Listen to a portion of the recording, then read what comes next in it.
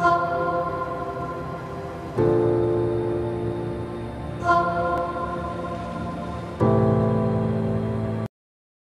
جت، حد يفتح لها. تعالي يا حبيبتي، تعالي ادخلي. ازيك يا حبيبتي، عامله ايه؟ الحمد لله، وانت عامله ايه؟ الحمد لله. مالك كده زعلانه ليه؟ الراجل يا اختي مغضبني ومزهقني. ليه بس مال كده؟ ده رجاله مفتريه. انا قلت اقعد معاكي كام يوم كده على بال ايه ما الواحد نفسيته ترتاح شويه كده ويبقى يروح. هتقعدي كام يوم؟ قد ايه؟ انت جايه تقعدي كتير.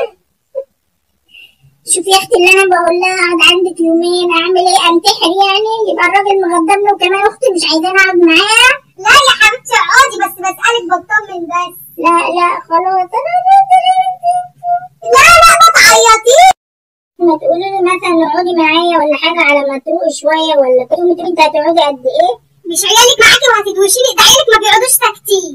مش كفايه عيالي؟ هيبقى عيالي كويسين وهاديين عن عيال تانية كتير. يعني مش هيعملوا ده. انا بصوت منهم، مش كفايه بصوت من عيالي؟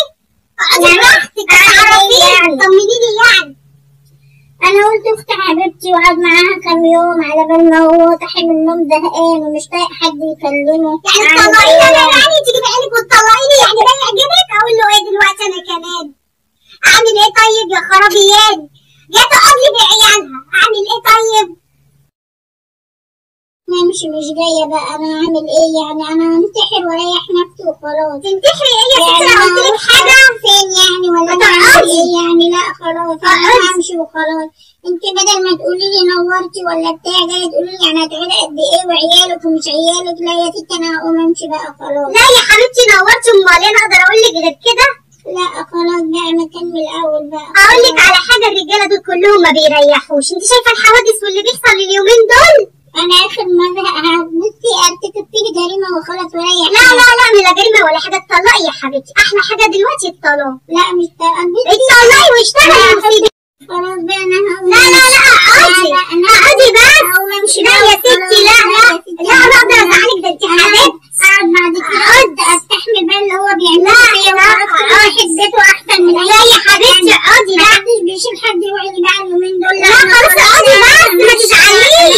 اقعدي يا ستي. لا يا ستي اوعي بقى، انا ماشي. يعني انت مصممه تمشي برضه؟